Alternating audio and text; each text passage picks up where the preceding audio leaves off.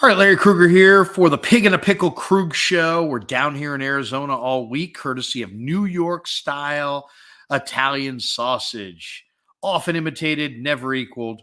And today we're doing a little video on the news of the day in 49er land, and that is that Brock Purdy had what they're calling successful elbow surgery and is slated to be back in September and not December.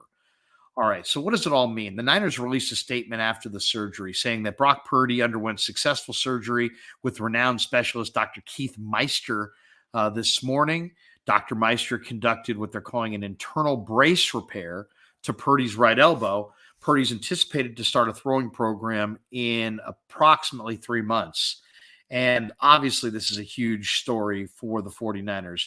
NFL Network's Mike Garafolo is reporting that Purdy underwent what they're calling successful surgery on the elbow. And the good news is that the elbow did not need complete elbow reconstruction. It was not a Tommy John surgery. It wasn't a 12-month deal or something that was even maybe would take him longer to come back and play. The good news is that the surgery that he needed and had was a UCL repair with an internal brace. So Purdy dodges a bullet here, and the Niners may have dodged a bullet. He and they both avoid total reconstruction on his throwing elbow, and he's expected to begin throwing in roughly 3 months as he builds up that strength in the arm. Now, it's March 10th, so 3 months from now, we're talking about April 10th, May 10th, June 10th. We're talking about second week in June before he'll be able to start throwing. At that point, we're going to have an idea if the surgery is successful, I think, because that's when we're going to find out how he feels when he throws, how it looks. Has he lost velocity? Has he lost touch? Has he lost feel on the ball? There's a lot of unknowns about how he's going to come back after this surgery. So the one good side of this is that we got a pretty good idea that he's not going to be done for the year and that he will be back in throwing in 3 months and back playing in 6 months. And that means it would be like first week, second week in September, which is what, week 1, week 2, which is 6 months from today. So, I think in a lot of ways, this is really good news. We still don't know if he's going to be diminished in any way. Is he going to lose arm strength? Is he going to lose zip on the ball? Is he going to lose touch? Is he going to lose feel? When you think about the amount of time that he's going to miss, Trey Lance is now in line to start week 1, maybe week 2. And obviously he's going to be under a lot of pressure to perform to the level that Brock set forward at the end of last season. That's kind of just the reality. So what I like about today's news is the Niners were looking at a very uncertain situation at quarterback. And now I don't think they need to go spend $8 million on Jacoby Brissett or $8 million plus on Baker Mayfield, or that kind of money on Taylor Heineke or Mason Rudolph or Easton Stick, or Gardner Minshew. I mean, some of those last 3 guys you might be able to get for a veteran minimum option. But as far as the guys who are making money, you're probably not going to be able to get those guys at this point. But what I really like is, the quarterback 3 market is now kind of wide open for the 49ers. Could they bypass the veteran market altogether? They could. They absolutely could. They could just say, you know what, we're not going to look at any veteran quarterbacks. We're only going to look at kids. The fact of the matter is, because they have Brock Purdy and he's ready to play, they're not necessarily feeling the urgency to have a quarterback who's ready to go. And then when you look at the Niners on the cap, they've got roughly $8 million plus in cap room and the ability to create a little bit more.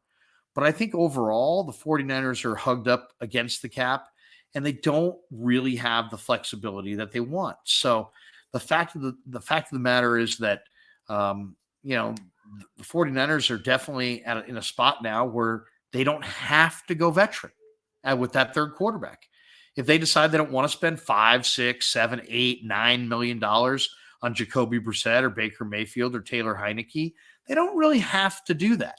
It sounds like Brock could be ready by early in the season, and you've got Trey Lance sitting here. So, it's going to be really interesting to see, how the quarterback room comes together. Is it a 4 quarterback room? We don't even know the rules yet in the NFL for how they're going to deal with that third quarterback.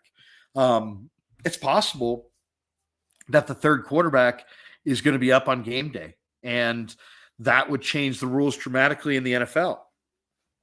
So I think, to me, when we talked about this a lot last week, if Brock Purdy was going to be out till December, I thought it was absolutely crucial, imperative that they go get a veteran who's done it before. Why?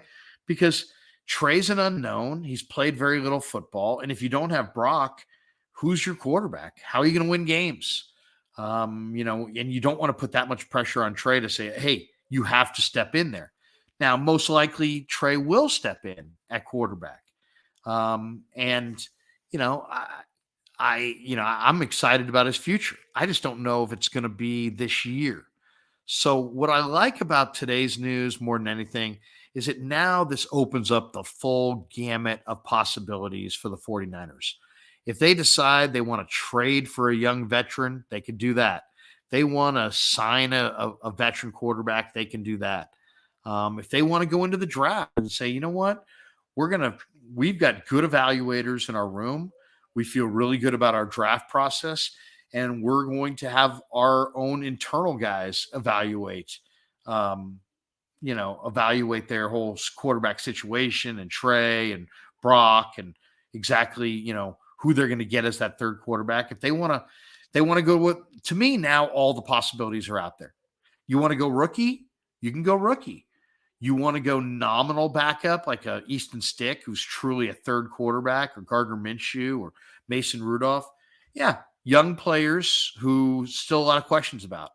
But the nice thing is you don't have to go with the $10 million developmental quarterback. You don't have to pay, George Kittle. You don't have to pay your, big money, $10, $12 million a year to a quarterback, or, go with a veteran, because, man, what if you don't have Brock coming back for several weeks and you fall out of playoff contention? You can't put the whole thing in Trey's lap this early in his career.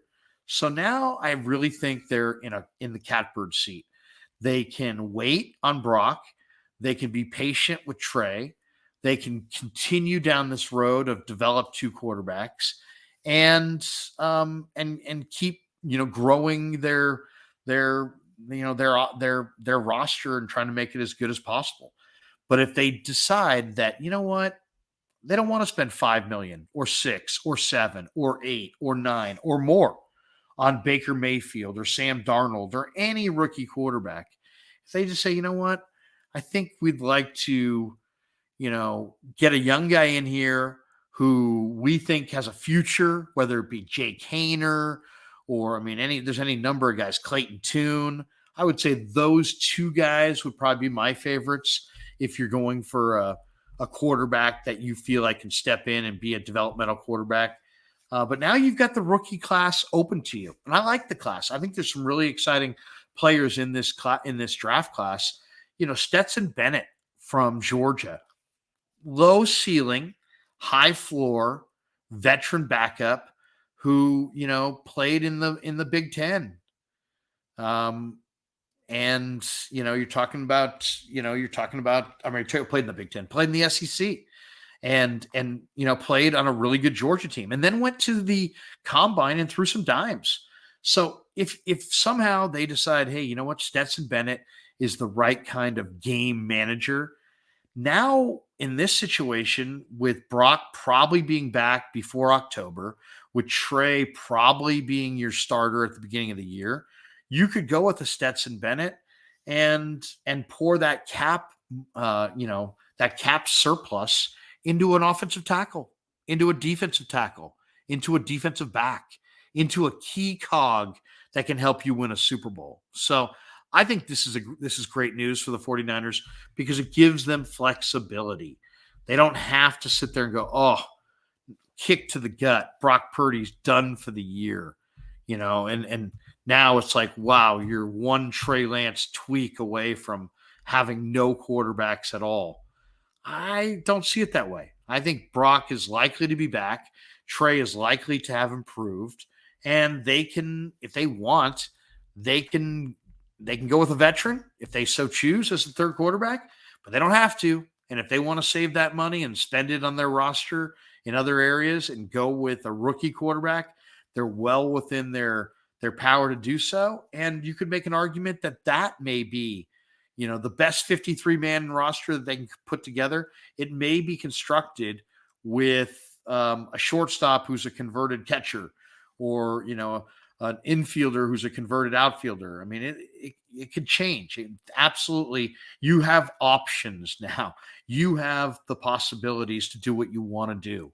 And if you want to spend a lot of money in free agency on a bookend defensive end for Nick Bosa, now you could do it because you don't need the veteran quarterback. If you want to trade for a Jeffrey Simmons because you think he can command a double team opposite Eric Armstead, you don't have to lean on that rookie quarterback and have a quarterback on a rookie deal and have a quarterback on a veteran deal and have $5 or $8 or $10 million of cap room devoted to a player who may never see the field. So overall, I would have to say overwhelming good day for the Niners. This isn't really the day we're waiting on. The day we're waiting on is in 3 months from now. It's June 10th when Brock Purdy is now starting to throw, and we're starting to see it, and we're starting to get reports back. And how's his zip, and how's his accuracy, and how's he looking? And if he's got the zip, if he's got the accuracy, if he looks great, he could absolutely take off and be a significantly better player in year 2 than he was in year 1. Or there's always that chance that, he is diminished and he loses arm strength, and then he's not the same player going forward. So all of these possibilities are on the table, but I think today overwhelmingly good news because it's not an elbow reconstruction up front. It sounds like something that could be ready for roughly, the beginning of the year, week 1, week 2, week 3, somewhere in that window. And it now opens up the possibility that if the 49ers fall in love with a rookie, they can go with that rookie and go with that rookie instead of going with just some veteran player that's maybe not all that great. Now, if they decide they want to go with a rookie quarterback, they can go with a rookie quarterback. And, personally, when you're as deep a roster as the 49ers are, the rookie quarterback idea is a godsend. Why? Because you may not know exactly, what you're getting in the veteran market. And there's a lot of unknown in the rookie market, but the rookie market is far cheaper and it's much more forgiving. And you won't be committed to that player for, till the cows come home. You won't have to recruit that player. And you may wind up with a player who's ready to roll and ready to play.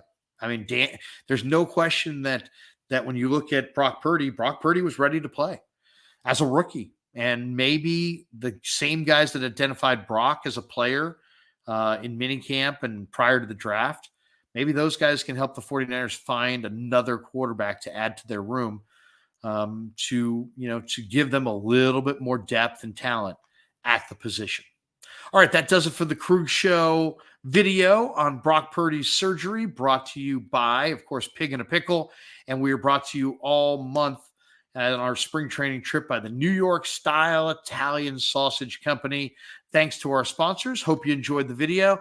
Keep it locked on the Krug Show on YouTube for all your late-breaking Bay Area sports news.